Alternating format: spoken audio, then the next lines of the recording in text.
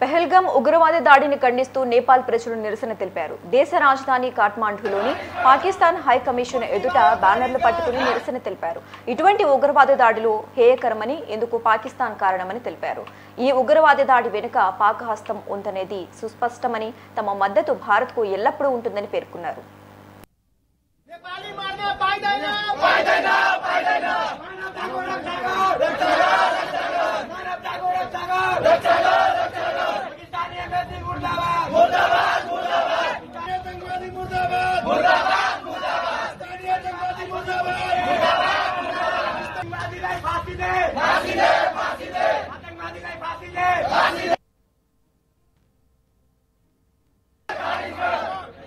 मुस्लिम आयोग खारिज कर, मुस्लिम आयोग खारिज कर, हिंदू मारना पाइदैन, हिंदू मारना पाइदैन, हिंदू मारना पाइदैन,